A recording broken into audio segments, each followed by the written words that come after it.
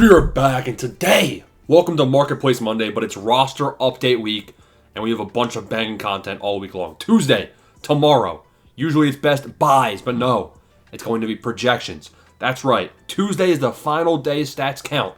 So technically I'll be missing one day, because I'll be, so technically I'll be recording, tonight, Monday, and I'll be posting it Tuesday, tomorrow. So we're going to be getting predictions and projections for every single guy that's a live series 84 and below that can go up in overall, and also some guys that will go down. But today, we got to break down the marketplace, and a lot of it's going to be, the best stub making methods out there, and also if you have any stubs tied up, what can you do with them? And what the marketplace is going to be wild this week, guys. Roster update week, things get crazy. So it's a banger episode right here. Smash the like, subscribe button, please hit the like button, man. We got a lot of like incentives. You get buy list, 300 likes. And everyone, members, non-members, join the Discord, become a member. Everybody gets a buy list at 300 likes. Here we go. Marketplace Monday. Take a look. Now, I'm recording this Sunday night. Prices are going up and up and up and up. It'll keep going up. You know why? Basically, what I like to call this is roster update inflation. All the players, all the individuals, call them what you will. Their prices are going much higher than usual if people think they're due for a boost. Why? Because now that boost, it used to be, all right, that boost ain't coming for a while. May 2nd's a while away. Well, now, May 2nd is 5 days away, 4 days away. So people are trying, their prices are higher. Jeff Hoffman, yesterday, Saturday, when I'm recording this, Jeff Hoffman was $1,500 selling out yesterday. Taking a look at some of the other guys. Stephen Kwan, he was $1,800 yesterday. He's going up. Wyatt Langford, he was $2,100 selling out yesterday. So basically, all of the S-tier guys, now they were S-tier buys earlier, now their price is cooked, but these are the guys that are basically guaranteed to go up a good amount in overall. They're cooked in price. Now, what does that mean? It's not really a bad thing, because hopefully by now, at least 80% or more of all of your stubs are already invested. You should have a bunch of guys that you're invested in. Let's take a look. Let me find someone who's high in price. I don't have any Langford. I choked. I don't have any of these bums down here. I do have Kwan. I have 100 Stephen Kwan, right? So I bought these Stephen Kwans. I actually overpaid. I overpaid at $1,800, so it's a bad example. I'm holding him until he goes diamond. But Corbin Carroll, also a bad example. I overpaid around $1,800 for him as well. Let's see somebody that I maybe didn't overpay on. I can go down to some of these lower overalls, these 80s. Like Max Fried is a decent example. Hunter Green, I overpaid on a little bit. Cole Reagan's. Let's look at Josh Naylor, right? Josh Naylor. I have 200 of him, all bought at 400 stub quick sell. Now, Josh Naylor, he's looking like a +1. If Josh Naylor gets a +1, his quick sell price goes to 600 stubs. With this roster update investment creep, if Josh Naylor's price ever goes, above 600 stub post quick sell, it's probably smart for me to just cash out. So basically, I would need to see his price go to around 660 for this buy price, and I would probably just start selling him off. We can see that with guys like O'Neal Cruz, guys like Pete Alonso. Pete Alonso I'd probably hold on to. Josh Hader I would probably hold on to. But basically, what I'm trying to say is that with all of your stubs already being invested, these high prices, it's not a big deal. It's actually a good thing because this is going to be a week of selling. That's right. The period of buying is over for now, and now it's time to hope these guys go up so you can start selling. Other content creators that have bigger followings than me, unlucky. Why? I don't know. But they're going to shout out some of these guys, talking about you, Gomes the Legend, and he's going to, bam, their price will be cooked and their price will go up a lot. Once those guys get shouted out by content creators, their price will go through the roof. That's when you sell.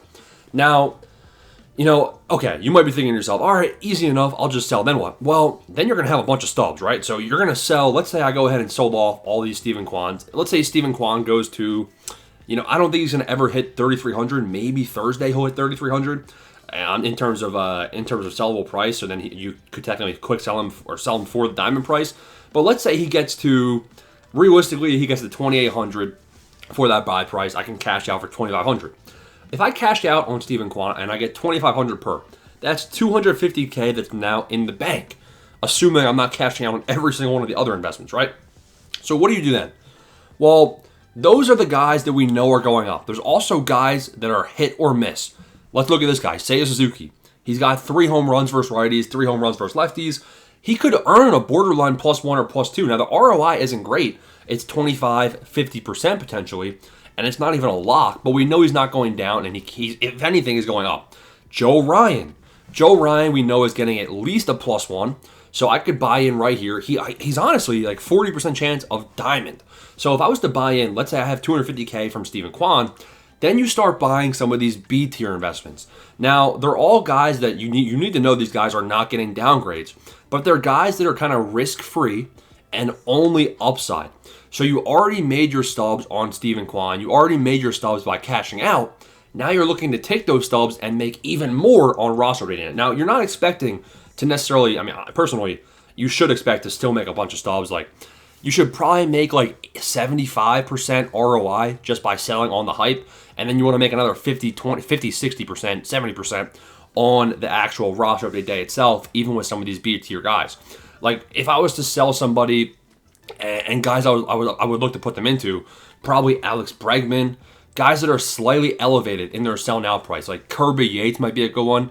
Nobody really knows what's going to happen with Yates, O'Neal Cruz, Naylor. Don't buy Eugenio Suarez. He had that 4 home run game, but he's still batting sub 200. Kerry Carpenter, if he got hot, that would be a good one. Now, I wouldn't buy Kerry Carpenter right now, but you guys get the idea. You sell, you have a bunch of those stubs already liquid, and you're basically managing your risk. Now, why would I sell Steven Kwan for $2,500 when he's 97% going diamond? Well, there's that 3% chance that he doesn't go diamond, and also, it just makes more sense. You make more stubs. If I can already sell Steven Kwan and get $2,500 post-tax, I can take all those freed up stubs and make even more stubs by betting on a new guy. So the math actually is better most of the time for you to start selling this player. Now, there's going to be exceptions, like Corbin Carroll. If he gets to 3,000, I would probably still hold. I think Corbin Carroll can even go 37.50, quick sell to 86 overall this update. So there's definitely exceptions to that rule. Now, some other things to talk about. Silver to gold exchange is looking really good right now.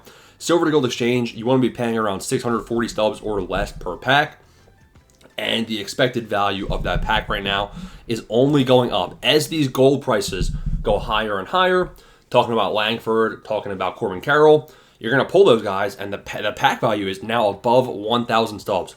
Meaning, if you sell every single item you get from the silver to gold exchange, the average value of that pack is 1,003 stubs, and it only is costing 650 stubs, 640 stubs. That's where you want to be around, right? So you're making about 300 to 350 stub profit right now, depending on what combination you're doing. Like if I was to go look at these 75 overalls, right?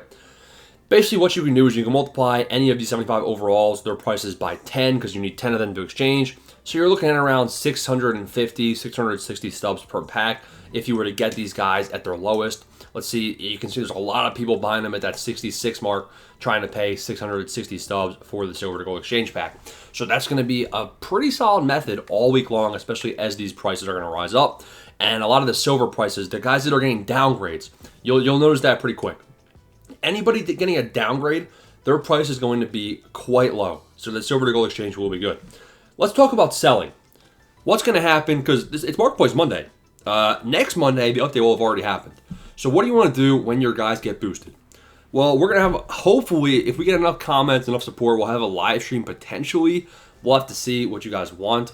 But either way, pretty soon after the roster update, you'll have advice from me, especially if you're a member, about every single player that went up. You'll know whether or not you should hold them or sell them. But also, keep this in mind, guys.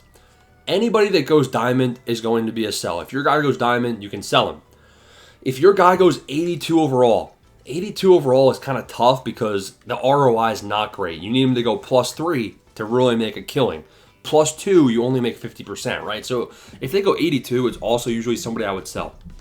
Anybody else that's trending up, if your guy goes 83, goes 84, goes 80, 81, if your guy goes 79, 78, then those are players that I usually like to hold on to. They have the momentum, their stats are looking good, they're trending upwards, and, why would you sell them? You wait for them to cook themselves like always, and then that's when you sell off. Now, what we're going to see during the marketplace, right? The roster update hits. What are we going to see? Let's look at Yoshi, right? Yoshinobu Yamamoto. Right now, his price is $12.60. His price is, he's going 84. When Yoshinobu goes 84 overall, he's going to be quick sell. Now, we're pretty soon after the roster, we're going to have a big buy list. Everyone's going to have a bunch of stubs. We're going to see stubflation. All of the Live Series diamond cards for Live Series collection, they're probably going to go up in price. We could see a stub sale Friday as well. I probably should have mentioned that earlier. I think, we've already had a couple flash sales. Don't be surprised if we see a stub sale. What would a stub sale do? It would also contribute to rising prices. People are going to buy stubs stupidly, buy the membership instead, and people are going to have more stubs in their account, and they're also going to be rising the prices of these higher cost cards. Live Series collection prices should rise, especially with the roster rate hitting and more people getting stubs that way as well. So look out for higher prices in the market. But the cards that actually get upgrades, they're going to usually be around quick sell price. Now, pretty soon after the roster update, right? The first hour, 2 hours after the 3 p.m. Eastern Time roster update will be the best time to buy in on cards. They're going to be at their very lowest price, and a bunch of clowns will be spamming sell now instead of quick selling. After that 2 hour period, everybody that was investing the first time now has 2 million stubs to then reinvest. We're going to see, this is what I like to call World War II, but it's World War III. But we're still battling in the trenches. It is trench warfare. Take a look at, it's a bad example. Who's the guy? Hoffman. Look at all that resistance. So many people are trying to outbid each other right now for Jeff Hoffman because he has a chance at diamond. We're going to see a lot of competition, and it's going to be hard to invest in these guys pretty much all weekend long just because there's going to be so many people with so many stubs all trying to invest in the best investments for roster update number 2. So that's also a consideration for this Marketplace Monday. What would I be doing if I had stubs right now to be investing? Which I do. I have 40,000 stubs, right? I can take a bit of a different approach. It really depends on how many stubs you have free in terms of who you want to invest in. You could potentially look at some diamond guys like Logan Gilbert should be getting a boost, but his price is already cooked. Will Smith can maybe be getting a boost, but his price is quick sell, so it's risk-free. I might go ahead and get 40,000 stubs worth of Langford because I do think Langford is going diamond, and it's basically 700 stubs per card. So I can get basically, what is that? 700 times what? 20. So that's about a 14,000 stub, and that's not that good, right? Or am I tripping? Yeah, that's not that great. So maybe I'll look elsewhere. The ROI on these guys is not going to be that good right now. Maybe I'll get Yoshi. Maybe I'll buy some Yoshinobu. He's going 84, but maybe it'll be a long-term hold. I don't know. We'll see. Joe Ryan could be a decent one. I'll figure it out. We'll have buy lists and stuff throughout the week for these B-tier investments. That is Marketplace Monday. Hope you guys have a great roster update week. Roster update 1. Let's go.